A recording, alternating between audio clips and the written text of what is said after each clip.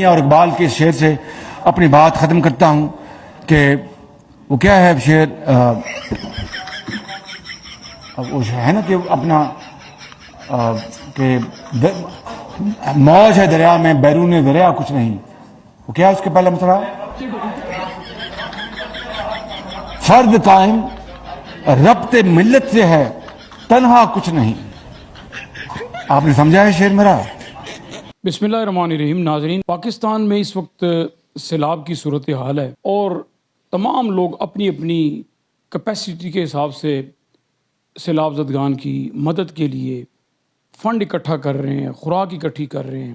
اور پھر وہاں پر مختلف علاقوں میں جا کے اس کو تقسیم بھی کر رہے ہیں۔ عمران خان نے بھی ٹیلی تھون کے ذریعے 5.5 ارب روپیہ اکٹھا کیا۔ میں عمران خان صاحب کو ایک مشورہ دینا چاہ رہا ہوں، چونکہ یہ سیلاب جو ہے یہ پاکستان کے 70% علاقے کے اندر آیا ہوا ہے، تو میرا عمران خان کو ایک مشورہ ہے کہ عمران خان 4 ٹیلی تھون اور کریں، 4، اور ان 4 ٹیلی تھونوں کو اس طریقے سے کریں کہ ایک ٹیلی تھون کریں KPK کے اندر پشاور میں بیٹھ کے کریں، اور وہاں کے مخیر حضرات اور اوورسیز پاکستانی جو بھی پاک دنیا کے اندر ہیں ان سب سے اپیل کی جائے KPK کے لیے کہ بھئی وہاں کے جو متاثرین ہیں سیلاب سے یہ ان کی مدد کے لیے ہوگا، اور پھر اسی طرح ایک ٹیلی تھون کریں بلوچستان کے اندر، اور پھر اس پہلے تشہیر کر دی جائے اس کے کہ فلاں دن کوئٹہ کے اندر عمران خان صاحب آ کر بیٹھیں گے اور ٹیلی تھون کے ذریعے، یا اسلام آباد میں بھی بیٹھ جائیں، لیکن اس کا یہ ہو کہ بھئی یہ جو بھی فنڈ اکٹھا ہوگا یہ بلوچستان کے لیے ہوگا۔ اسی طرح پھر سندھ کے حوالے سے ایک ٹیلی تھون کریں اور جو بھی فنڈ اکٹھا ہو وہ سندھ پہ لگائیں، اور پھر اس کے بعد ایک چوتھا ٹیلی تھون کریں تو جو پیسہ اکٹھا ہو تو وہ پھر پنجاب کے اوپر لگائیں۔ تو چاروں صوبوں میں ٹیلی تھون، اور جو اب تک جو رقم اکٹھی ہوئی ہے اس رقم کو جو 5.5 ارب روپے ہے اس رقم کو تقسیم کر دیں پاکستان کے چاروں صوبوں کے، اور پلس ریشو کے حساب سے کشمیر اور گلگت بلتستان کے حوالے سے۔ تو میں سمجھتا ہوں کہ یہ ایک زیادہ بہتر طریقہ ہے کہ لوگوں کو ایک موٹیویشن ملے گی اپنے اپنے صوبوں کے حوالے سے بھی، اور زیادہ سے زیادہ ایک کمپٹیشن بن جائے گا اور فنڈ اکٹھا کیا جائے گا، اور پھر وہ جو پیسہ وہ ان کے صوبے کے لوگوں نے جو اکٹھا کیا ہوگا، چاہے وہ پاکستان میں ہو، صوبے میں ہو اپنے، چاہے وہ اوورسیز پاکستانی ہوں، تو یہ ایک میں سمجھتا ہوں کہ عمران خان صاحب کو 4 ٹیلی تھون اور کر کے یا چاروں صوبوں کے الگ الگ سیٹ اپ بنا کے پاکستان کو 4 حصوں میں تقسیم کر کے، تو ان کے صوبوں کے جہاں جہاں سے ان کے صوبوں کے جو لوگ جو فنڈ دے رہے ہیں یہ انہی صوبوں کے اوپر لگائے جائیں۔ اگر کہیں پر کوئی کمی بیشی ہو تو اس بڑے فنڈ سے اس کمی بیشی کو پورا کیا ہے جو اب تک ہو چکا ہے 5.5 ارب روپیہ۔ دوسری طرف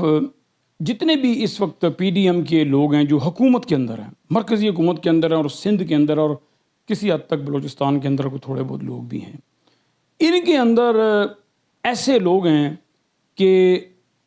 یعنی کہ ارب پتی نہیں ہے۔ ارب پتی اگر چلو میں کہوں گا تو پھر وہ ارب پتی ڈالروں کے اندر ارب پتی ہیں۔ ابھی یہ لوگ مختلف علاقوں میں کوئی نہ کوئی فوٹو سیشن یا کہیں نہ کہیں پہ جا کے یہ خانہ پوری بھی ضرور کر رہے ہیں، شہباز شریف بھی جاتے ہیں، اور شہباز شریف کا تو ایسا پتہ لگتا ہے کہ جیسے کوئی حواس باختہ ہو چکے ہیں، کوئی یاداشت کا ان کے اندر کوئی مسئلہ آ چکا ہے، کوئی کہیں جاتے ہیں تو کوئی شعر سناتے ہیں تو بھول جاتے ہیں، اور ابتدا سے ہی بھول جاتے ہیں، کہتے ہیں وہ ایک شعر تھا وہ جو اس موقع پہ میں، اور پھر ان کو پھر دائیں بائیں دیکھنا پڑتا ہے اور پوچھنا پڑتا ہے کہ وہ کون سا شعر۔ اور اقبال کے شعر سے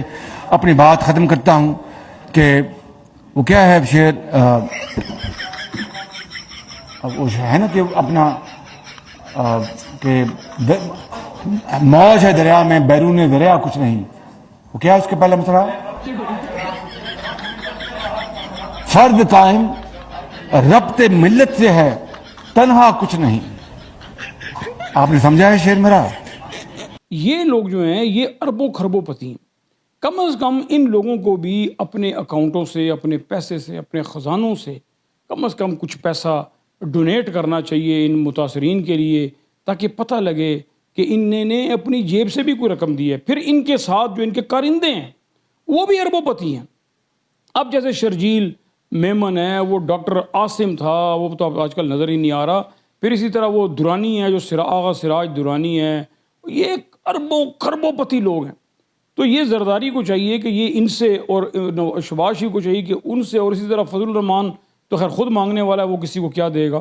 تو یہ جتنے بھی ان کے بڑے بڑے لوگ ہیں، یہ ان سے اگر آپ اپنے اپنی پارٹی کے حوالے سے چندہ اکٹھا کریں اور پھر پتہ لگے کہ کتنا پیسہ یہ لوگ دے رہے ہیں، کیونکہ تھوڑا تو لوٹا نہیں ہے انہوں نے، تو جو لوٹا ہے اس میں سے کچھ صدقہ خیرات کو تھوڑا سا اگر نکال لیں تو شاید وہ بھی ایک مدد ہو جائے گی. ویسے تو یہ جہاں بھی جا رہے ہیں پاکستان کے کسی حصے میں، خصوصاً سندھ کے اندر جو لوگ جا رہے ہیں، سندھ لگتا ہے کہ جاگ گیا ہے. یعنی کہ سندھ میں ابھی پچھلے دنوں میں، ابھی یہ کچھ دن پہلے وہ آغا سراج درانی وہاں سندھ میں کے مختلف علاقوں میں جب گئے تو وہاں لوگوں نے بڑا ان کو بے عزت کیا.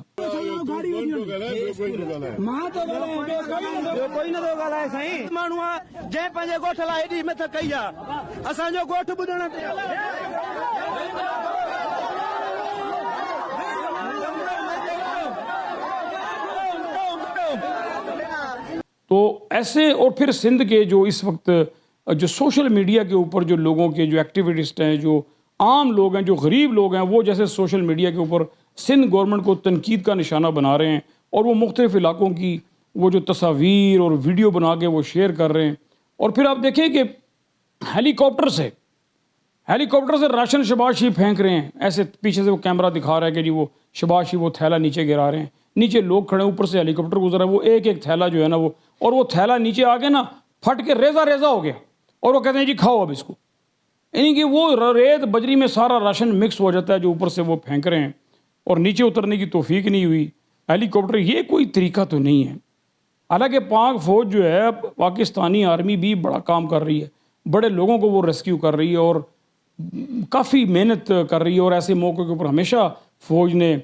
پاکستانیوں کا ساتھ دیا اور بڑھ چڑھ کر حصہ لیا ہے، سب سے زیادہ بلکہ حصہ لیا ہے، کیونکہ ان کے پاس ایکوپمنٹس بھی ہیں، ہر طرح کی مشینری بھی ہے، تجربہ بھی ہے، ان کو سمجھ بھی ہے، چاق و چست بھی ہیں، اور بہت ساری چیزیں ہیں، جذبہ بھی ہے، تو وہ لوگ کرتے ہیں اور ابھی بھی وہ کر رہے ہیں. مگر میں بات کر رہا ہوں حکومتوں کی، کہ حکومتوں کو چاہیے کہ وہ اس کا پراپر ایک میکینزم، ایک سسٹم بنائیں، اور پھر سسٹم ٹی وی پر آ کر واضح کریں تاکہ لوگوں تک میسج جائے کہ کہاں کہاں انہوں نے جانا ہے، کہاں کہاں پر ان کے وہ کیمپ بن گئے ہیں، کہاں کہاں ان کے وہ سینٹر بن گئے ہیں. جو اپنے اپنے قریبی سینٹر کا اس کو پتہ لگے گا تو پھر وہ وہاں لوگ پہنچیں گے، یا یہ لوگ ان تک پہنچیں گے، یا جو بھی پھر طریقہ کار بنا. میں کہنا یہ چاہ رہا ہوں کہ پراپر ایک طریقہ کار ہونا چاہیے،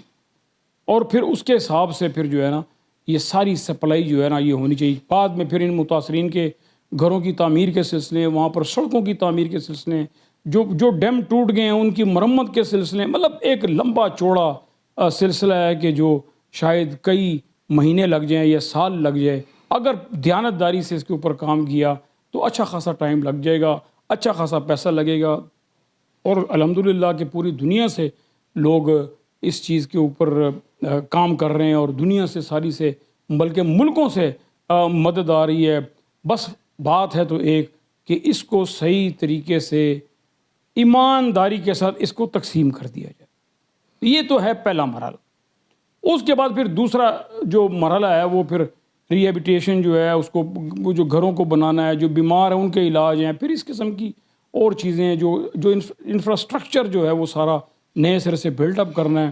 پھر اس میں سب سے جو بڑی بات ہے میں سمجھتا ہوں کہ وہ یہ ہے کہ آئندہ آنے والے سیلابوں سے بچنے کے لیے کم سے کم کوئی ایسے اقدامات کرنے چاہیے. حکومتوں کے بہت بڑے وسائل ہوتے ہیں، ایسے اقدامات کرنے چاہیے کہ سیلاب پھر دوبارہ نہ آئے، اور اگر آئے تو کم سے کم اتنا نقصان نہ ہو. ڈیموں کی طرف توجہ دینی چاہیے. ساری توانائیاں حکومتوں کو چاہیے کہ اپنے سیاسی اختلافات کو ایک طرف بے شک رکھیں، مگر ڈیموں کی طرف توجہ دیں، بند باندھنے کی طرف توجہ دیں. جہاں پر کہیں پر کوئی ان کو لگتا ہے کہ بھئی یہ جو علاقہ ہے اس کو تھوڑا سا اونچا کرنے کی ضرورت ہے، یہاں بند باندھنے کی ضرورت ہے، اس کی طرف توجہ دیں. انجینئرز کو لگائیں، اس کے اوپر پراپر کام کریں، اور یہ کام ہر وقت ہوتے رہنا چاہیے. یہ نہیں کہ ایک دفعہ کیا اور ختم ہو گیا، نہیں، یہ سارا سال کا سال یہ سلسلہ ہوتے رہنا چاہیے. ذوالفقار علی بھٹو جونیئر جو ہیں وہ بھی سیلاب زدگان کی مدد کے لیے میدان عمل میں نکل آئے ہیں، اور انہوں نے بھی کچھ پریس کانفرنس کی ہیں، اور کچھ لوگوں کے ساتھ وہ سیلاب زدہ علاقوں میں بھی جا رہے ہیں، کیچڑ میں، پانی میں وہ چل بھی رہے ہیں، بات بھی کر رہے ہیں. اور بلکہ پچھلے دنوں میں عیدی والوں نے ان کو بلایا، پھر اس سیلاب زدگان کی مدد کے حوالے سے پھر وہاں وہ آئے، انہوں نے پریس کانفرنس کی، اور انہوں نے یہ کہا کہ میرا کوئی سیاست میں آنے کا کوئی ارادہ نہیں ہے، حالانکہ لگتا یہ ہے کہ سندھ میں لوگ اگر وہ اعلان کریں تو لوگ ان کو پسند کرتے ہیں. وہ ایک آرٹسٹ ہیں، ایمبرائڈری آرٹسٹ ہیں وہ، اور انہوں نے اپنا ایک مختلف ایک انداز بنایا، شاید اس لیے کہ پاکستان میں ان کی شاید زندگی محفوظ نہیں ہے، یا وہ سمجھتے ہیں کہ جیسے وہ کہتے ہیں حفظ ما تقدم کے تحت وہ سیاست میں آنا نہیں چاہ رہے، وہ اپنی زندگی کو داؤ پہ لگانا نہیں چاہ رہے. مگر انتہائی پڑھے لکھے اور بڑی خوبصورت طریقے سے بات کرنے والے جو ہیں وہ اس وقت سیلاب زدگان کی مدد کے لیے بھاگ دوڑ کر رہے ہیں. اور ایک خبر اور بھی ہے کہ زلفی بخاری نے اپنی برطانوی نیشنلٹی چھوڑ دی ہے، تو یہ بڑی خوش آئند بات ہے. اس سے یہ اندازہ ہوتا ہے کہ ملک اور قوم کی خدمت کرنے کا جذبہ کس قدر ان کے اندر موجود ہے. یہ جو باہر سے جو اوورسیز پاکستانیوں نے پیسہ اکٹھا کیا ہے، اس کے اندر زلفی بخاری کا بھی ایک بہت بڑا رول ہے. انہوں نے بھی اپنے دوستوں سے، اپنے تعلق والے لوگوں سے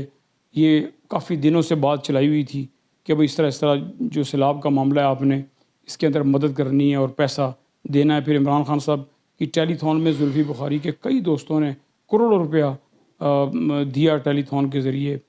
پاکستان میں سیلاب زدگان کی مدد کے لیے. تو بہرحال یہ بڑی خوش آئند بات ہے. میں خود برٹش نیشنل تھا، میں نے بھی نیشنلٹی چھوڑی ہے، تو مجھے بھی بڑا سچی بات ہے سراہا جاتا تھا، اور آج تک لوگ کہتے ہیں کہ نیشنلٹی چھوڑی ہے. تو یہ ایک جذبہ ہوتا ہے کہ جو شاید ہر آدمی کو سمجھ میں نہیں آتی ہے بات، کہ پاکستان کو اس وقت ضرورت ہے. ایک تو صاحب حیثیت لوگ تو چلو اپنی جگہ ایک بات ہے، جو کم سے کم کوئی سکلز والے لوگ ہیں، کہ جو کوئی پاکستان کے لیے کوئی ہمدردی رکھنے والے لوگ ہیں، پاکستان کے لیے کوئی محبت رکھنے والے لوگ ہیں، جو پاکستان کے لیے اپنا کہیں نہ کہیں کچھ نہ کچھ حصہ ڈالنا چاہتے ہیں، پاکستان کی خدمت کرنا چاہتے ہیں، پاکستانی عوام کی خدمت کرنا چاہتے ہیں. اور یہی طریقہ ہے کہ آپ دیکھیں کہ انہوں نے پہلے آ کے یہاں کام کیا عمران خان صاحب کے ساتھ. وہ دوست بھی ہیں عمران خان صاحب کے، ظفر علی شاہ صاحب کے شاید داماد بھی ہیں. شاہ صاحب سے تو ہمارا بڑا تعلق ہے. اور بخاری صاحب جو ہیں انہوں نے کافی کام کیا اور کافی عرصے سے وہ لگے ہوئے ہیں. اور اب جا کر انہوں نے یہ فیصلہ کیا کہ اب مجھے مکمل طور پہ برطانوی نیشنلٹی چھوڑ کے پاکستان میں رہ کے پاکستانیوں کی خدمت کرنی چاہیے. تو یہ بڑا اچھا فیصلہ، ہم اس کو اپریشیٹ کرتے ہیں اور امید کرتے ہیں کہ وہ پاکستان کی خدمت کریں گے، پاکستان کے لیے کام کریں گے، اور ہم انشاءاللہ ان کے ساتھ ہوں گے، اور ہم سب پاکستانی مل کر پاکستان میں سیلاب زدگان کے لیے کام کریں گے، محنت کریں گے، بھاگ دوڑ کریں گے، ان کو اپنے پیروں پہ پھر سے کھڑا کریں گے. دوسری طرف عمران خان صاحب نے جلسوں کا سلسلہ جاری رکھا ہوا ہے. وہ ان کے اوپر بڑی تنقید کر رہی ہے پی ڈی ایم، کہ دیکھیں کہ وہ جلسے کر رہے ہیں، فلاں کر رہے ہیں، ادھر سیلاب ہے. لیکن عمران خان صاحب بھی کہہ رہے ہیں کہ میں سیلاب والوں کے لیے کام ان سے زیادہ کروں گا. تو میں سیلاب کے لیے بھی کام کروں گا، میں جلسے بھی کروں گا، کیونکہ سیلاب کے ساتھ ساتھ میں نے اپنی قوم کو ان لوگوں کے لیے تیار بھی کرنا ہے. میں تو سیاست نہیں، میں تو جہاد کر رہا ہوں. اور اس وقت قوم کو بیدار ہونے کی ضرورت ہے، کھڑا ہونے کی ضرورت ہے. اور عمران خان نے کہا کہ جیسے مجھے دیوار سے لگایا جا رہا ہے اور میری کمر دیوار سے لگا دی گئی ہے، تو میں کارنر ٹائیگر بن جاؤں گا. تو وہ بار بار اس بات کو دہراتے ہیں کہ میری زندگی کو بھی خطرہ ہے. میں نے 4 نام بھی لکھ دیے ہیں. تو میں عمران خان صاحب کو آج یہ بات کہنا چاہتا ہوں کہ آپ نے 4 نام لکھے ہیں، تو 16 نام ہم نے بھی لکھے ہوئے ہیں. تو 4 اور 16 یہ 20 نام ہیں. خدا نہ کرے، اللہ نہ کرے، اللہ نہ کرے، اللہ نہ کرے، اگر آپ کی زندگی کو کوئی ایسا کوئی خطرہ ہوا تو پھر 4 نہیں 20 لوگ جو ہے نا اس کا جواب دیں گے. 20 لوگ. تو بہرحال تو آپ کے ذہن میں جو لوگ ہیں وہ ہوں گے، بالکل ہوں گے. ظاہر آپ کو کچھ نہ کچھ خبر معلومات ہوگی.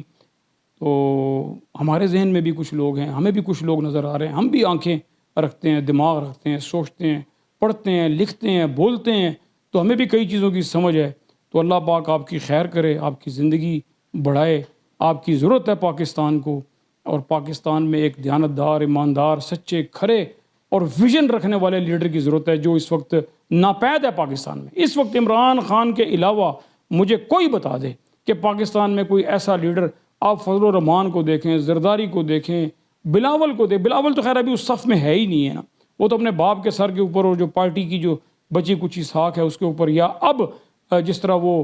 سازش کے ذریعے وہ آ کے تو اب بیٹھ گئے ہیں اقتدار کے اندر. اگر یہ لوگ اقتدار میں اس سازش کے ذریعے نہ ہیں تو ان کو کس نے پوچھنا ہے؟ پنجاب کے اندر، KPK کے اندر، بلوچستان کے اندر اور سندھ کے اندر بھی اب جو ان کا حال ہوتا جا رہا ہے، اب لوگ ان کو جوتیاں مار رہے ہیں